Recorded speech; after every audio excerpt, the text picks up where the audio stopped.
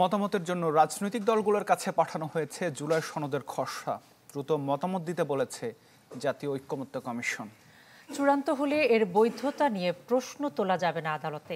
খসড়ায় কিছু প্রস্তাব সুপারিশ বাস্তবায়নের কথা বলা হয়েছে সংসদ নির্বাচনের আগেই। জুলাই সনদকে ২৪-এর গণঅভ্যুত্থানের দালিলিক ভিত্তি বলে মনে করেন বিশ্লেষকদের অনেকে।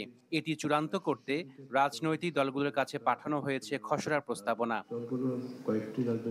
খসড়ার পটভূমিতে উল্লেখ করা হয়েছে ১৯৭১ সালের মহান মুক্তিযুদ্ধ, স্বাধীনতার ঘোষণাপত্র, পিলখানা ট্রাজেডি, শাপলা চত্বরে হত্যাকাণ্ড এবং ২০১৮ সালের কোটা আন্দোলন সহ বিগত সরকারের গুম, খুন ও নির্যাতনের ঘটনা।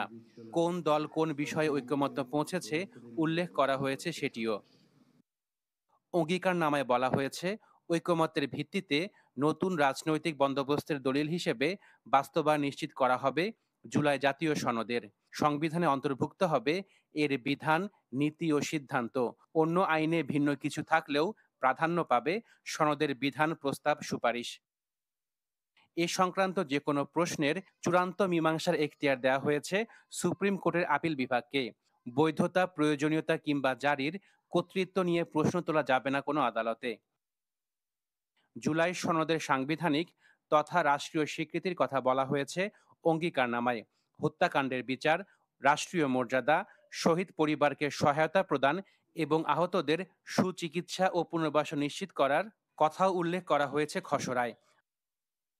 অবিলম্বে বাস্তবায়নযোগ্য বলে বিবেচিত হবে জুলাই সনদ। কালক্ষেপণ না করেই পরবর্তী জাতীয় সংসদ নির্বাচনের আগে যা পুরোপুরি বাস্তবায়ন করবে সরকার এবং সংশ্লিষ্ট কর্তৃপক্ষ। কয়েকদিনের মধ্যেই এই খসড়ার ওপর মতামত দিতে বলা হয়েছে রাজনৈতিক দলগুলোকে। আজকের আলোচনায় এটা স্পষ্ট।